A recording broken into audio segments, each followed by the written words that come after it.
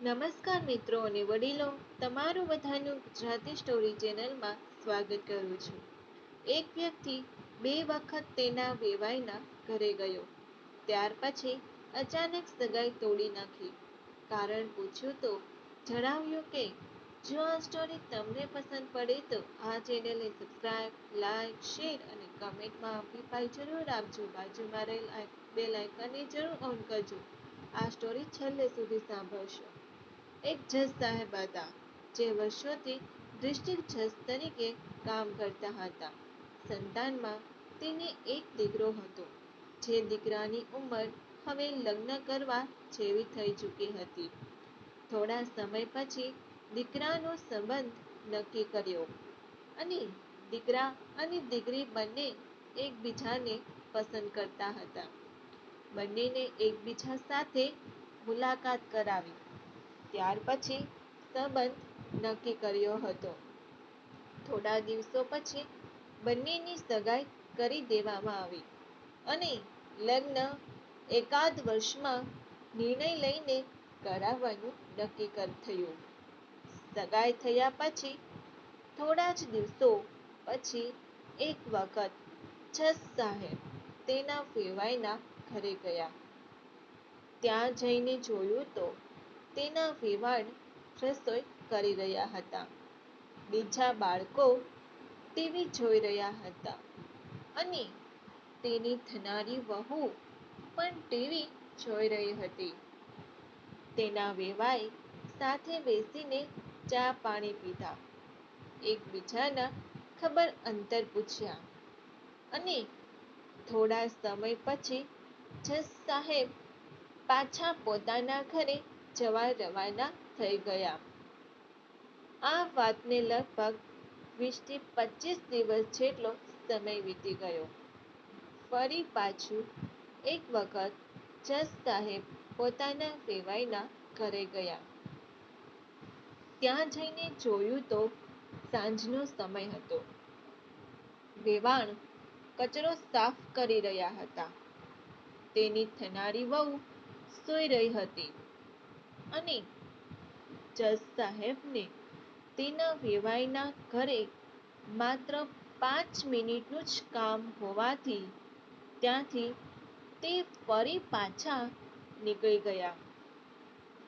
એ જ દિવસે ફરી પાછું વેવાઈનું કંઈક કામ પડ્યું હોવાથી તેઓ ફરી પાછા વેવાઈના ઘરે ગયા અને જોયું તો બધા લોકો જમીને બેઠા હતા.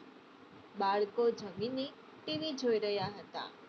તેઓના વેવાણ રસોડામાં વાસણ સાફ કરી રહ્યા હતા અને તેના દીકરાની વહુ થનારી વહુ ફળિયા પાસે જ બેસીને પોતાના હાથમાં નેલ પોલિશ કરી રહી હતી. જજ સાહેબને પોતાનું કામ પૂરું થઈ ગયું ત્યાં સુધી ત્યાં રહ્યા. પછી ફરી પાછા પોતાની ઘરે પાછા ફરી ગયા. 1-2 દિવસ સુધી જજ સાહેબ વિચાર કરતા રહ્યા. 1 દિવસ, 2 દિવસ એમ કરતા કરતા 5 દિવસ સુધી જજ સાહેબ અત્યંત ઊંડાણપૂર્વક વિચાર કરતા રહ્યા. પછી ખૂબ જ સમજી વિચારીને તેઓએ દીકરીવાળાના ઘરે સમાચાર પહોંચાડ્યા કે તેઓને આ સંબંધ મંજૂર નથી. એટલે સ્વાભાવિક છે કે સામે તેનું કારણ પૂછે. કારણ પૂછતા જજ સાહેબે જવાબમાં કહ્યું કે મારી દીકરાની સગાઈ થયા પછી હું મારા વેવાઈના ઘરે અંદાજે 3 વખત ગયો હતો. એક વખત લગભગ એકાદ મહિના પહેલા ગયો હતો અને હમણાં 5-7 દિવસ પહેલા જ મારે કામ હોવાથી એક જ દિવસમાં 2 વખત વેવાઈના ઘરે જવાનું થયું. તેઓને પોતાની વાત આગળ વધારતા કહ્યું, હું 3 વખત ગયો તે 3ય વખત માત્ર વેવાણ જ ઘરકામમાં વ્યસ્ત હતા. એક વખત પણ મેં થનારી વહુને ઘર કામ કરતી ન જોઈ. પહેલાના વખતમાં તો મને સામાન્ય લાગ્યું, પરંતુ જ્યારે હું પછી 2 વખત ગયો ત્યારે પણ મેં આવું જોયું, એટલે મને થોડું અજુગતું લાગ્યું.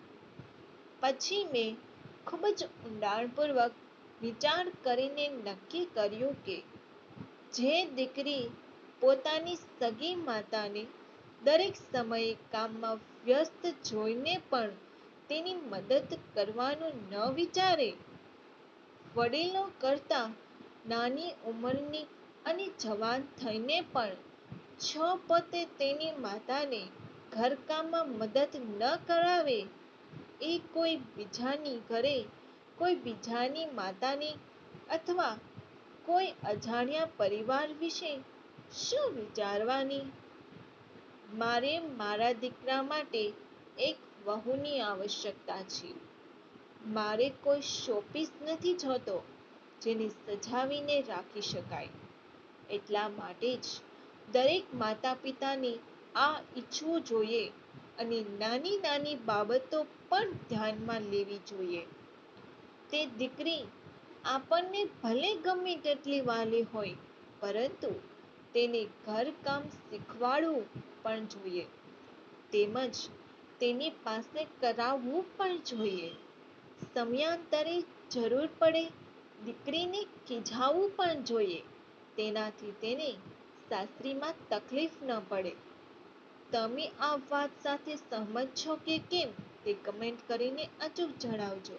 જો આ સ્ટોરી તમને પસંદ પડી હોય તો દરેક લોકો જોડે શેર કરજો. આવી સ્ટોરી સાંભળવા માટે આ ચેનલને સબસ્ક્રાઇબ, લાઈક, શેર અને કમેન્ટમાં અભિપ્રાય જરૂર આપજો. સાંભળવા માટે આભાર.